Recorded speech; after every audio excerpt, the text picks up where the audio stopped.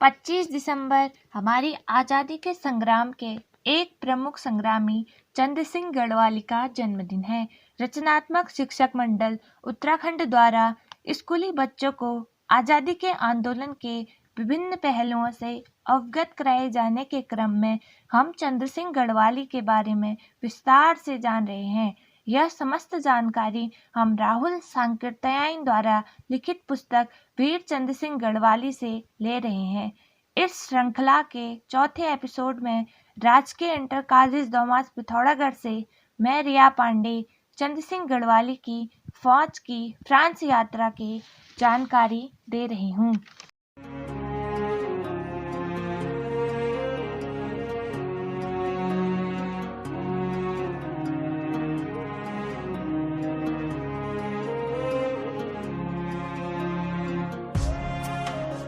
लड़ाई का वक्त था।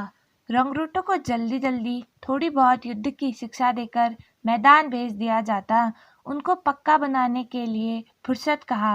प्रशिक्षण समाप्त होते ही लाम पर हमें जाना है, यह चंद्र सिंह और उनके साथियों को मालूम था। मालूम नहीं कैसे लाम शब्द का प्रचार हुआ। 6 जुलाई 1815 की सुबह बम्बई के लिए 2 अंग्रेज अफसरों के साथ 75 जवान लैंसडाउन से रवाना हुए। वह सैनिक रहे थे लड़ाई के मैदान में, लेकिन उनके पास न राइफल थी न गोली गट्ठा। उन्हें साथ ले जाने की जरूरत भी नहीं थी, क्योंकि बहुत से हथियार तो इंग्लैंड से बनकर भारत में आते थे। वह यूरोप में जाने पर मिल जाते। जर्मनी चाहे रूस और फ्रांस के भीतर कितना ही घुस आया हो, लेकिन भूमध्य सागर अभी भी अंग्रेजों की झील थी। वहां उनके जहाज बेखटके आ जा सकते थे। चंद्र सिंह और उनके साथियों के पास पानी का एक तांबलोट और खाकी पोशाक पूरी थी। चलने के दिन अपने सामान को लेकर जवान लैंसडाउन के परेड खेत में पार्टी से खड़े हुए। डिपो कमांडर ने उनका निरीक्षण किया। रास्ते में जो दिक्कतें पेश आएंगी उनको समझाया। फिर आंसू बहाते हुए भगवान से प्रार्थना करते बोला, जवानों, तुम अपने बादशाह और अपने देश के लिए लड़ाई पर भेजे जा रहे हो। अपने माँ बाप और गढ़वाल की इज्जत का ख्याल करके खूब बहादुरी से लड़ना। भगवान तुमको जिंदा और खुशहाल अपने बाल बच्चों में लाएगा। सलाम। जवानों ने भी एक साथ सलाम किया। गढ़वाल का कौमी नगर बद्रीनाथ की जय बोलते हुए वह रवाना हुए। सड़क के दोनों तरफ गढ़वाली जनता खड़ी थी। गढ़वाल के पुत्रों को युद्ध में बलि चढ़ाने के लिए जाते देखकर सभी आंसू बहा रहे थे और लपक लपक कर गले में फूलों के हार पहना रहे थे। लोगों की जय ध्वनि आकाश में गूंज रही थी। चंद्र सिंह मन को कह रहे थे, अब गढ़वाल आने की आशा छोड़ो। देश विदेश देखने की बड़ी साथ थी, सो अब पूरी होने जा रही है। लैंसडाउन से कोटद्वार पैदल 14 मील है। रास्ते में दोगडंडा 4 मील पर पड़ता है। अभी फौजों में मोटर और लॉरियों का प्रचार नहीं हुआ था, न उनकी बहुतायत थी। लड़ाई के बाद ही हमारे देश में मोटर युग आरंभ हुआ। स्टेशन तक उन्हें पैदल ही चलना था। चलते चलते सिपाहियों के पैरों में जूतों ने काट लिया। प्यास बड़ी लगती। जुलाई महीना वर्षा का समय है। वर्षा हुई तो पानी से और न हुई तो पसीने से भीगना है। हर तरह से भीगना ही होता था। प्यास के मारे वह रास्ते में बार बार पानी पीते, लेकिन वह बुझती ही नहीं। कई बार जवानों के कै करने की आवाज लगे। कोटद्वार पहुंचते पहुंचते लोग समझने लगे हैं जे ने पकड़ लिया। सभी घबराने लगे। युद्ध देवी के बदले हैजा माई तो बलि ले लेना नहीं चाहती। खैर, किसी तरह टोली स्टेशन पर पहुंची और उसी 6 जुलाई को हुई 8 बजे रात को उनकी ट्रेन रवाना हो गई। बॉच में बदलने की जरूरत नहीं थी, क्योंकि उस समय से निकट ट्रेन छूटा करती थी। सहारनपुर स्टेशन पहुंचने पर फौजी डॉक्टर ने जवानों को नीचे उतारकर उनकी परीक्षा की। फतवा दिया कि कॉलेरा हो गया है। उनका डब्बा काटकर अंबाला की ट्रेन में जोड़ दिया गया। हैजा की रोकथाम करने के बाद उन्हें लाम पर भेजा जा सकता था। कालका से पहाड़ी रेलवे के ऊपर बैठे ठंडी ठंडी हवा के झोंके लगने लगे और सोलन पहुंचकर उन्हें बड़ी प्रसन्नता हुई, मानो सबके शरीर में नया प्राण आ गया। कहाँ देश में आग की भट्टी में जलना पड़ रहा था और कहाँ हिमालय की शीतल मंद बयार। कुछ लोग इसके लिए भी परेशान थे कि न जाने कितने दिनों तक यहाँ रुकना पड़े, कहीं तब तक लड़ाई खत्म न हो जाए, फिर लोग हम पर हंसेंगे। जिन लोगों ने कै की थी उन सबको गाली दे रहे थे। इन्होंने रास्ता काट दिया। सोलन पहुंचकर देखा वहाँ वर्षा हो रही है। कै करने वालों की एक अलग छोलदारी में रखा गया। 29 दिनों क्वारंटीन का समय बिताना पड़ा। फिर वह वहाँ से छोटी लाइन पर बैठे और कालका में बम्बई तक देश को एक छोर से दूसरी छोर पार करना था। इसमें वह दृश्य उनके सामने नहीं आए जो कि गढ़वाल में देखे थे। पहाड़ी तरुण ने किताबें भी तो नहीं पढ़ी थी कि रास्ते की जगहों का उसे थोड़ा भी ज्ञान होता, तो भी उन्होंने देखा अरब का विशाल समुद्र। जब तक रहा तब तक उन्हें कहीं भी पानी छोड़कर और कुछ न दिखाई पड़ता था। जब लाल सागर में पहुंचने तो उन्हें बराबर दाहिने बाएं भूमि दिखाई पड़ती रही। हाँ, नंगी और बहुत जगहों पर पथरीली भूमि जिसमें वृक्ष वनस्पति का पता नहीं था। गर्मी भी बहुत तेज थी। फिर वहाँ सुएज की नहर में घुसे। बहुत छोटी नदी ही मालूम होती थी जिसके पार करने में बहुत समय नहीं लगा। पोर्ट सईद में कुछ ही समय के लिए रुके और फिर कोकनाडा भूमध्य सागर को चीरता बम्बई में चलकर 18 दिन बाद 14 अगस्त को फ्रांस के मार्सोई बंदरगाह जहाज घाट पर उतरते ही उन्हें बंदूक, राइफल, पेटी, गोली, गट्ठे, गर्म कपड़े मिल गए।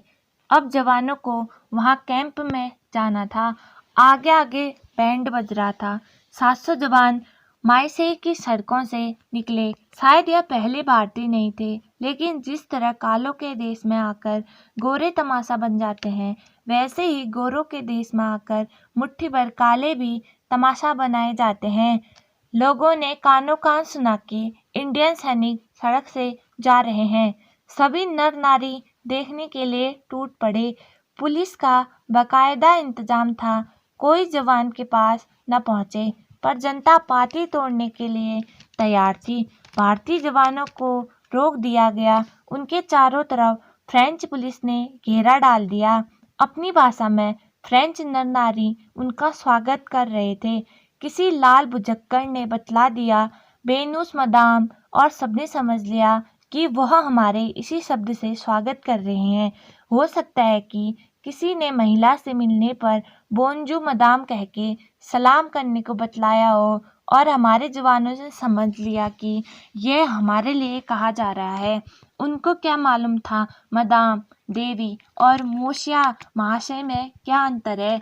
बंदरगाह से 3 मील चले गए थे जबकि जवानों को रुकना पड़ा। उस समय एक भारतीय हवलदार ने अपने अफसर से पूछा, हुजूर क्या बात है, जो सारे शहर के लोग हम लोगों को देखने आ रहे हैं। पुलिस वालों ने उन्हें रोक दिया और उन पर लाठियां चलाई। साहब ने हंसकर हवलदार से कहा, सभी हाल ही में फ्रांस में हमारी फ्रांस सरकार ने एक नया कानून बनाया है कि कोई भी फ्रांसीसी किसी हिंदुस्तानी के साथ न मिले और न उसके साथ भाईचारे का बर्ताव करें, क्योंकि हिंदुस्तानी गुलाम है। किसी अंग्रेज अफसर ने मुंह से यह क्यों कहा होगा, लेकिन हिंदुस्तानी जवान जानते ही थे कि अंग्रेजों के लिए हम गुलाम से बढ़कर नहीं हैं। इसलिए उन्होंने स्वयं उस दिन की स्थिति की इस तरह व्याख्या कर दी होगी। जवानों को एक बहुत बड़े कैंप में जाना था जिसे मोनोवरी कैंप कहा जाता था। कैंप में 1 लाख आदमी थे। सबके लिए छोलदारियां टंगी हुई थी। सड़कों पर पानी का छिड़काव था। पंप और दूसरी तरह की आरामदेह चीजों के साथ साथ वहां झाड़ियां थी। कुछ देवदार जाति के वृक्ष भी थे और तरह तरह के फूल लगाए गए थे। देवदार और चीड़ के पेड़ पाती से बहुत दूर तक चले गए थे। भारत में देवदार 7-8 हजार फीट से अधिक ऊंचे पहाड़ों में ही देखा जा सकता है, लेकिन यहाँ धरती पर वह मौजूद थे। जगह जगह पर वहाँ ठहरी हरके पलटन का नाम हरी घास के अक्षरों में लिखा हुआ था। चंद्र सिंह और उनके साथियों को सबसे अचरज की बात यह थी, जहाँ भारत में महासमुद्र में 10-5 बूंदों की तरह गोरे दिखाई पड़ते थे, वहाँ इस भूमि में गोरों के महासमुद्र में वह कुछ बूंदों की तरह है। वह जिसे अपने देश में वह गोरा रंग समझते थे, वह यहाँ उनकी नज़र में काला दिखलाई पड़ता था। कैंप में पहुंचने पर पहले से ही मौजूद गढ़वाली सिपाहियों ने जय जय कहते नवगंतुकों का स्वागत किया। उन्हें भी छोलदारियों में बांटकर उनका जलपान सत्कार किया गया। पुराने सिपाहियों ने भारत और गढ़वाल के बारे में पूछा और नयों ने लड़ाई के बारे में। पास पड़ोस में रहने वाले सिपाहियों से भी मेल मिलाप बढ़ा। लैंसडाउन से चलते वक्त जिस दुर्भाग्य से पीछा किया था, उसने हैजा बेच की छुट्टी न लेकर बल्कि यहाँ आदमी को दादरा छोटी चेचक की बीमारी में फंसा दिया। बीमारी छूतक थी, सारे कैंप में फैलती तो जर्मन का भला होता, इसलिए 75 जवानों को अलग कैंप में रख दिया गया। दूसरे दिन 100 आदमियों को बम्बई में आकर मिले थे, वह 17 अगस्त को फायरिंग लाइन में भेज दिए गए। चंद्र सिंह की टोली में इसके लिए बड़ा असंतोष था। वह दादरे वाले आदमियों को पूरा भला कहने लगे। इसी ने हमसे भी पीछे रंगरूट हुआ को आगे दिल्ली और कितने ही और बड़े बड़े शहर रास्ते में पड़े और चंद्र सिंह और उनके साथियों को प्लेटफॉर्म या दौड़ती इमारतें ही दिखलाई पड़ती। ट्रेन बम्बई पहुंची। विक्टोरिया गोदी में जाकर उन्होंने एक रात विश्राम किया। उनके लिए कोकनाड जहाज इंतजार कर रहा था। अगले दिन 2 बजे दिन को उन्हें जहाज पर बैठाया गया। 300 लैंसडाउन से पहुंचे गए थे और दूसरी जगहों से कितने ही सिपाही आ गए। सब मिलाकर 700 जवान फ्रांस की लड़ाई में जा रहे थे। 9 अगस्त 1815 को कोकनाड ने भारत की भूमि छोड़ी। चंद्र सिंह को बम्बई देखने की बड़ी इच्छा थी, लेकिन फौज की नौकरी सैर सपाटे के लिए थोड़ी ही होती। सैनिक और कैदी के जीवन में थोड़ा ही अंतर होता। जहाज भोपाल से धीरे धीरे खिसकने लगा। बम्बई नगर की अट्टालिकाएं छोटी और छोटी होती गई। फिर एक धुआंसी चीज क्षैतिज पर कुछ समय तक दिखती रही। समुद्र की यात्रा हरेक अजनबी के लिए कुछ विचित्र ही मालूम होती। अगर समुद्र शांत रहा हो तो विचित्र बढ़ जाती, लेकिन उस समय अरब सागर शांत रहने के लिए तैयार नहीं था। वह पालने झुलाने लगा, जिसकी गति धीरे धीरे बढ़े चले। जवान इस पालने को पसंद नहीं करते। वह लेट गए, लेकिन लेटने से क्या होता। हवा तेज थी, वह लहरों को और ऊंचा उठाने लगी। लेटने में भी खैरियत नहीं थी। जवानों को कै आने लगी। वह सैर तक टेक कर उल्टी करने लगे। घंटे 2 घंटे या पहर दोपहर की बात नहीं थी। पूरे दिन तक समुद्र में जवानों को तंग करके रख दिया। उस समय कोई कर ही क्या सकता था। अंग्रेजों को अपने काले सिपाहियों की उतनी ही परवाह थी जितनी कि कसाई को हाँक कर ले जाते वक्त अपने बकरों की। वह कोई खट्टी नमकीन चीज तो दे सकते थे, पर किसी ने कोई ख्याल नहीं किया। 3 दिन बाद उनकी पुछार हुई। सबको लेटे रहने की इजाजत नहीं दी गई। सुबह 7 बजे जहाज के डेक पर पड़े लगवाई गई। इसके लिए बार बार जहाज में अलार्म बजने लगा। जहाज को धोया गया। लोगों ने कै करके उसको गंदा कर रखा था। परेड लगाने के बाद फिर छोड़ दिया गया, लेकिन किसी भी समय शत्रु के जहाज का आक्रमण हो सकता था या जहाज किसी ही समय तूफान में पड़ जाता, इसलिए समय समय पर खतरे का भौंपू बजता। फिर जीवन रक्षक पेटियों को लोगों को पहनाई जाती। बतलाया जाता कि जरूरत पड़ने पर किस तरह इन पेटियों को पहनकर तैयार रहना चाहिए और जवानों को जहाज के साथ चलने वाली कौन सी नाव पर जाना चाहिए। तूफान खतरनाक नहीं था। एक तरह जवानों को वह जहाजी यात्रा की शिक्षा देने आया था। मौसम ठीक होने पर अब वह जहाज पर चल फिर सकते थे। खाना पकाने के लिए अभी तक कोई जरूरत नहीं थी, क्योंकि उल्टी के सामने किसको खाने की हिम्मत होती। अब उनके खाने पीने का इंतजाम किया गया। चपातियों के पकाने में बहुत तरदुद है, चाहे बड़ा भी हो, लेकिन एक एक फुलका अलग अलग सेकना पड़ता। भात में बहुत सुविधा है। मन आधा मन को देग में डालकर 1 घंटे में 1 से अधिक खेप तैयार किया जा सकता। गढ़वाली रोटी चावल दोनों खा सकते थे, इसलिए जहाज के पके भात को उनको कोई शिकायत नहीं हो सकती थी। चंद्र सिंह को तो अभी गांव छोड़े 1 साल भी नहीं हुआ था।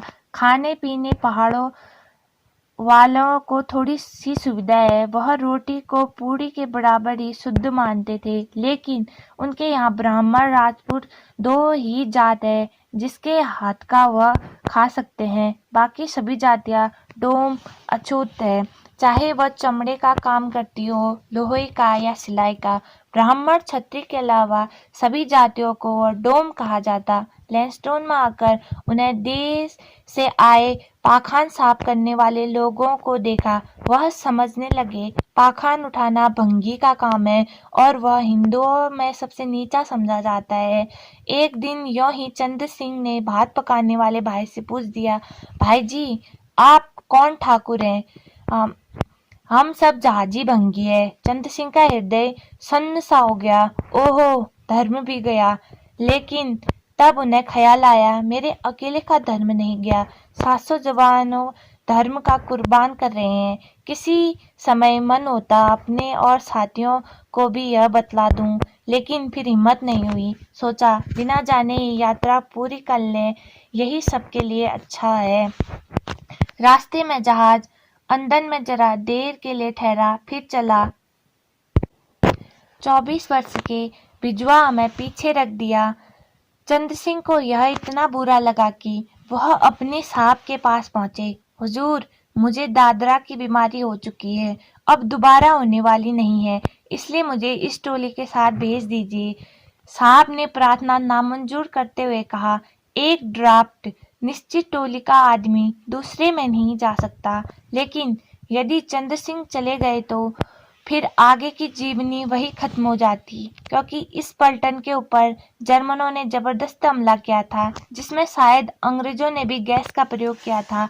हवा का रुख प्रतिकूल हो गया था, इसलिए गैस इधर को ही लौट आई और आधे से ज्यादा आदमी काम आए। इसलिए किसी ने कहा है, खाने में पीछे न रहना और कटके में आगे न जाना। यह कटक भी तो ऐसी थी जिसमें भारतीयों का कोई स्वार्थ नहीं था। उन्हें उसी अंग्रेज साम्राज्य की रक्षा के लिए प्राण देना था जिसने भारत को गुलामी के शिकंजे में बांध रखा था।